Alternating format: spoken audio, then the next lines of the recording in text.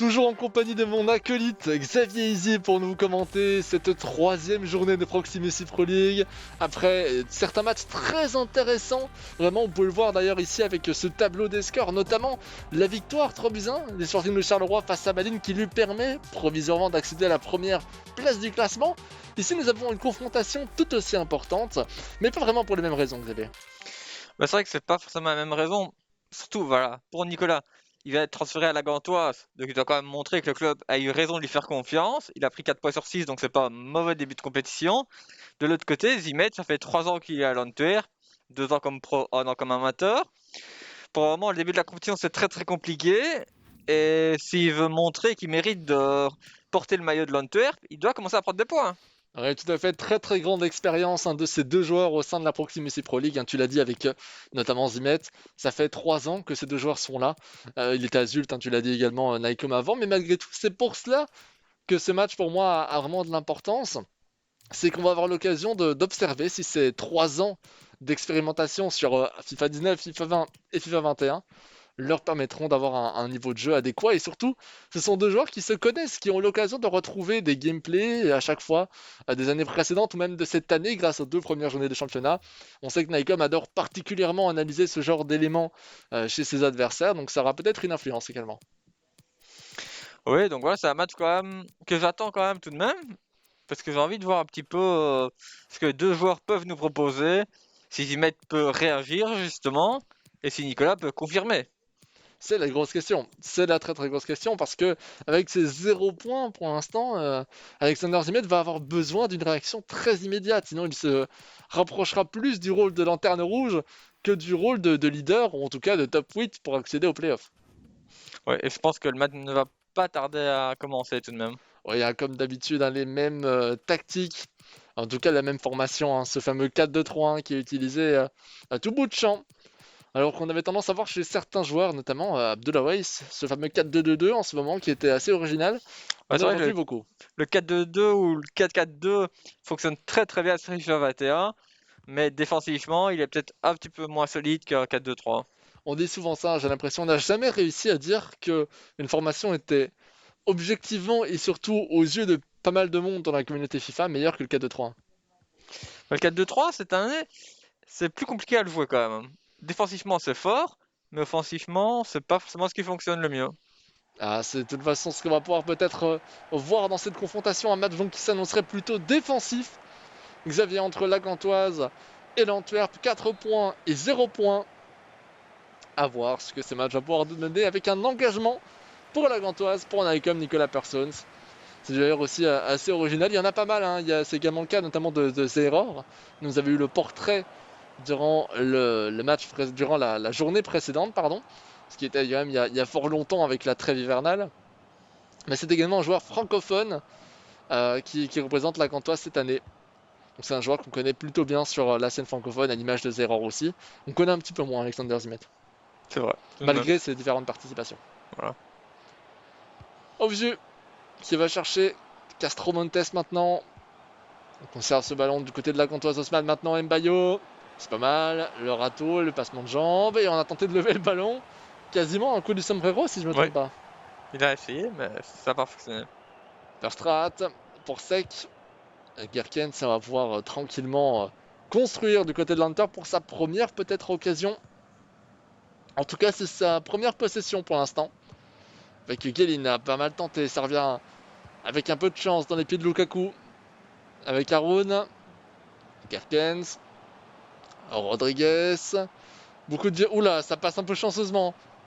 Techniquement, on a quelques petites imprécisions, j'ai l'impression, des deux côtés. Et du côté de l'Inter, j'ai l'impression qu'on veut jouer vite quand même. Tu vois, le ballon circule assez rapidement entre les différents joueurs. Et bien, le pressing n'est pas haut, on joue proche de la ligne des 25-30 mètres du côté de la Gantoise. Attention, Benson. Benson encore. Benson manuel, et non. C'est Marais qui va récupérer. Première incursion dans le rectangle sans succès. Peut-être qu'on va vouloir profiter des contre-attaques du côté de Nycom. Ah, c'est une possibilité. On va le voir durant ce match. Yelin pour Aaron. Et en retrait. Versek maintenant et Verstrat. Je n'ai pas eu l'occasion de te poser cette question d'ailleurs depuis un bon moment pour ceux qui nous suivent depuis le premier match de cette 3e journée. Ah, attention, je vais quand même commenter ceci de Pau. Pourquoi était parti à droite? Il aurait pu créer quelque chose tout seul.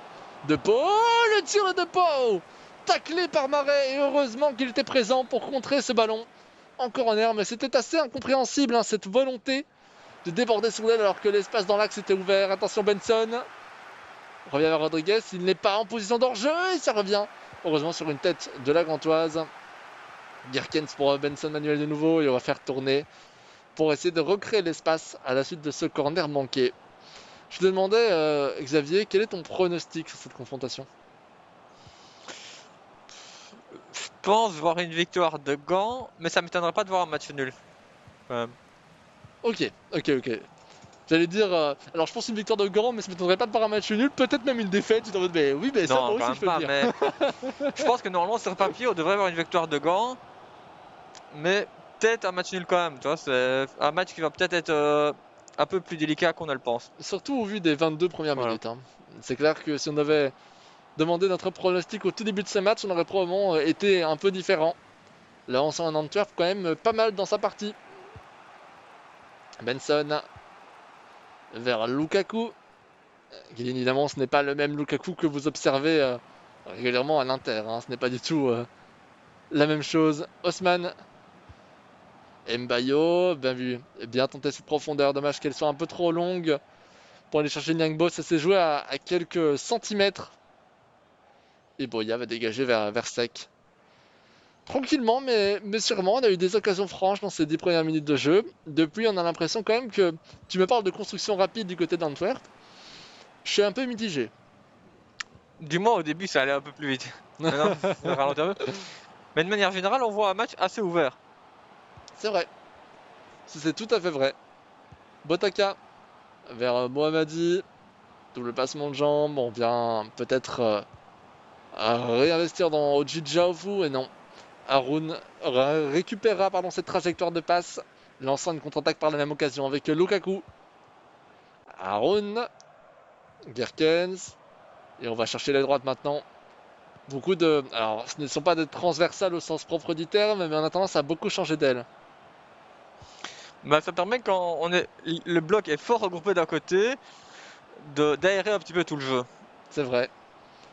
Notamment pouvoir tenter ensuite une passe en profondeur de l'autre côté, et notamment une Exactement. passe lobée. Benson.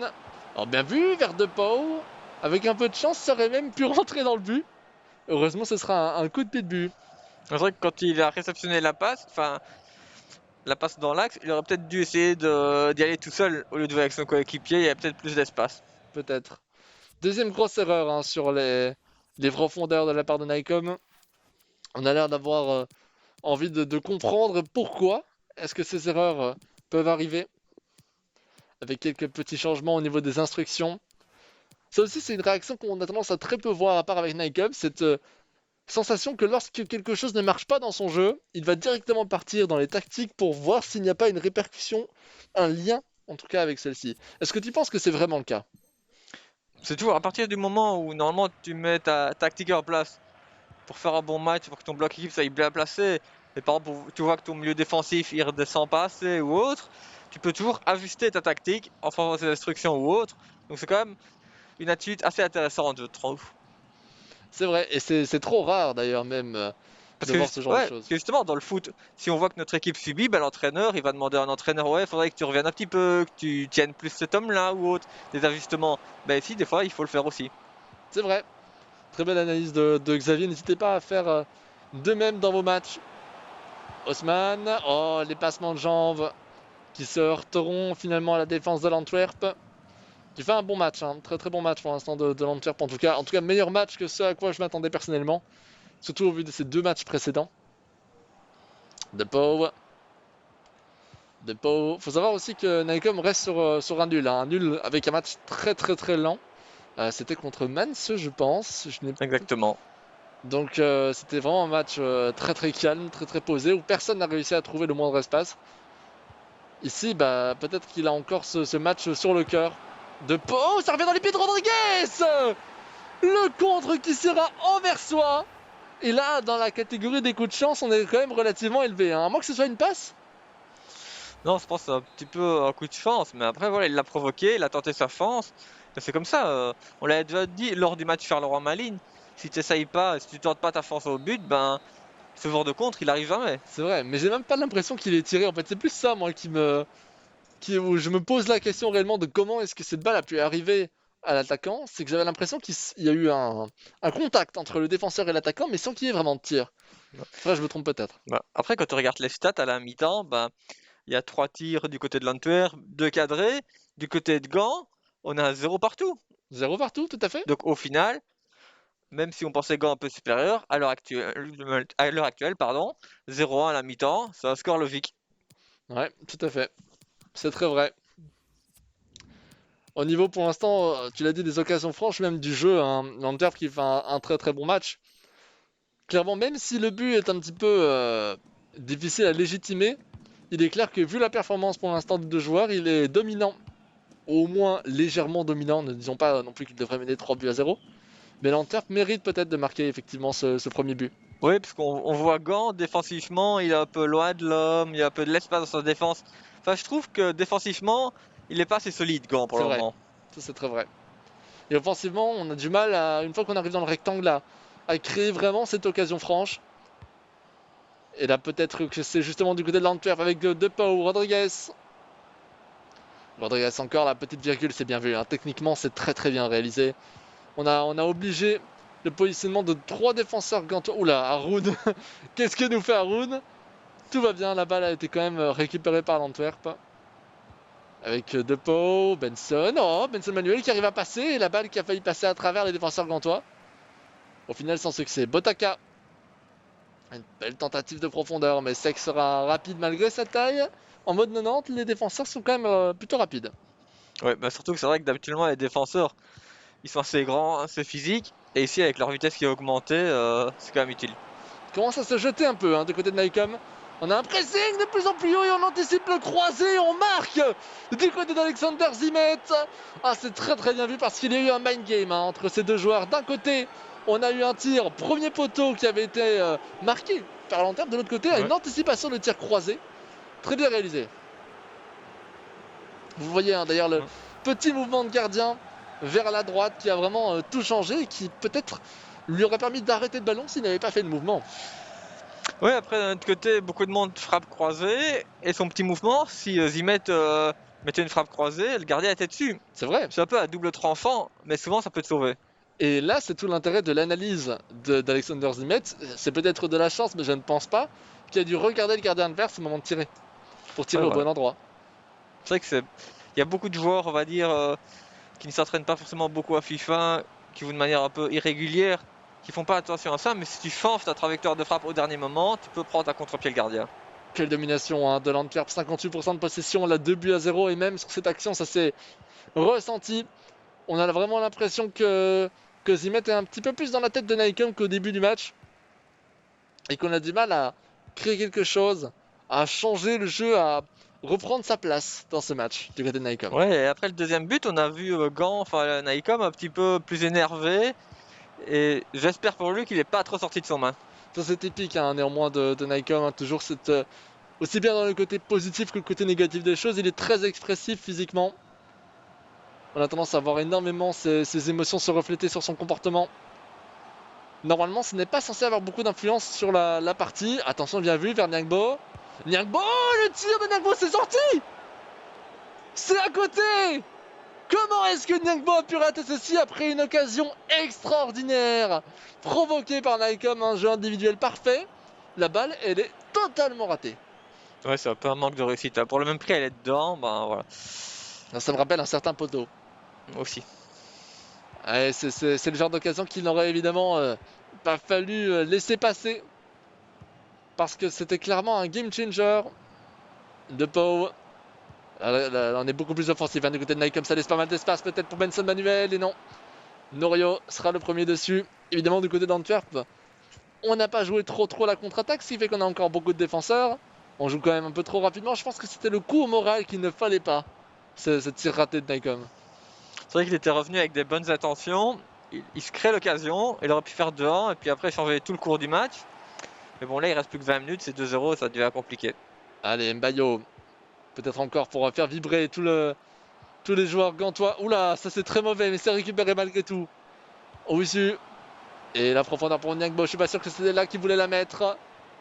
Avec Castro Montes. Bien réalisé ça. Botaka. Avec Owusu, on a anticipé ce tacle. Osman qui se retourne, va chercher Nyangbo. Ça revient un peu chanceusement dans les pieds d'Mbayo qui dégage le ballon sur le défenseur adverse. C'est... Voilà, c'est pour moi tous ces joueurs à la 65e minute de jeu. Oui. Mais on voit vraiment que la Gantoise commence à mettre vraiment la pression haute sur l'Antwerp. Et même pour dégager le ballon, Zimet il est pas forcément très confiant. On voit qu'il stresse, qu'il dégage un petit peu Ça se voit là, hein. vite. Et bon, il reste encore un quart d'heure à tenir. Ça se voit, hein, c'est pas sa qualité principale, Alexander Zimet. J'ai les meilleures limites peut-être même pour rattraper le score que pour le garder. Attention, Nyangbo, Botaka, Nyangbo qui tente de tirer, qui est arrêté par la défense de l'Antwerp. Le match qui tourne radicalement, toutes les occasions semblent pour la Gantoise, mais n'est-ce pas un petit peu justement prévu et prémédité par l'Antwerp? Peut-être. Lukaku, la profondeur qui aurait pu être tentée, elle va être faite en retard en position d'hors-jeu. Non, c'est pas hors-jeu, Benson!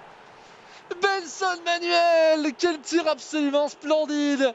J'ai encore un doute sur si c'était hors-jeu ou non, je ne pense pas que c'est hors-jeu, parce qu'on n'a pas l'écran du jeu, Si, c'était hors-jeu. apparemment. C'était hors-jeu, j'ai eu raison.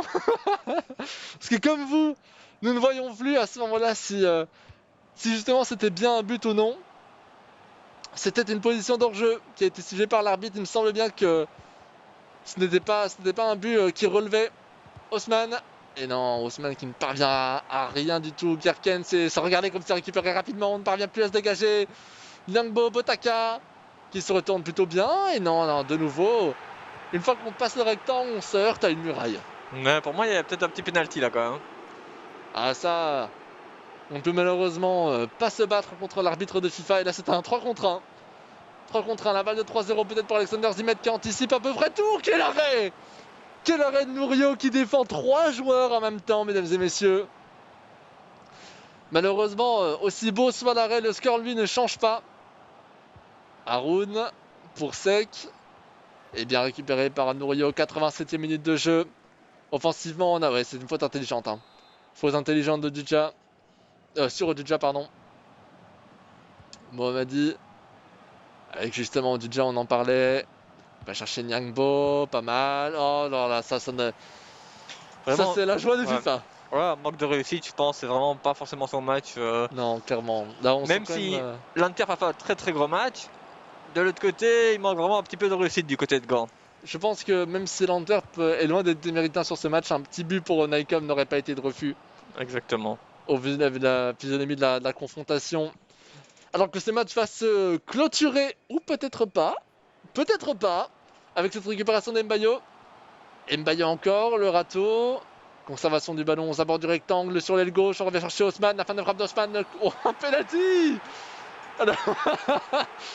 Bon, au vu de la mimique de Nykom, c'était pas le moment où il attendait ce fameux penalty. Non. Par rapport aux actions litigieuses précédentes. Encore faut-il le marquer. On rappelle que la différence de vue peut avoir son importance à la fin du championnat. Ça va être tiré au centre de la Panenka, s'il vous plaît. Histoire de quand même faire un petit peu de beau jeu à la fin de cette confrontation. 2-1, on en parlait. Voici un score qui est tout de suite beaucoup plus logique, Xavier. Ouais, c'est vrai que voilà. Zimet a fait une très très bonne période. Il a mis en difficulté Nico. Et Nykom, il a mis peut-être un peu trop de temps à réagir dans ce match. Ouais. Encore que, en fait, il a réagi, mais il n'a pas réussi à concrétiser sa réaction. Exactement, Je c'est pense que vrai. c'est plus ça. Parce qu'il faut quand même remarquer le fait que dès qu'on est rentré après ce deuxième but, au niveau de la 60-65e minute de jeu, on a vu un jeu beaucoup plus offensif directement. Donc il y a eu une réaction pour moi, mais elle n'a pas été concrétisée par Nykom. Ouais, mais elle aurait dû arriver déjà avant, je pense. Il aurait dû commencer le match comme ça. Rapide rappel de tous ces scores, on vous le rappelle, le premier match entre Eupen et Anderlecht ne sera pas joué aujourd'hui pour cause de maladie. Mais malgré tout, il sera joué un jour, n'oubliez pas, ce sera considéré également, ce n'est pas un match annulé. Et vous voyez tous les autres scores, hein, notamment celui que l'on vient de jouer, la victoire de l'Antwerp 2-1 contre la Gantoise. Et ce choc qui était déroulé entre Moucron et Genk, hein, comme la demi-finale de l'année précédente, qui a été gagnée à l'image de la demi-finale précédente par Moucron. Très bien vu. Très bien réalisé en tout cas par Lanturf qui fait une très bonne opération, qui sort de son statut de 0 points. Et c'est l'occasion d'arriver sur une nouvelle capsule, sur un joueur aussi très intéressant, tout nouveau dans cette compétition, le joueur de l'OHL, Reinout Schulz.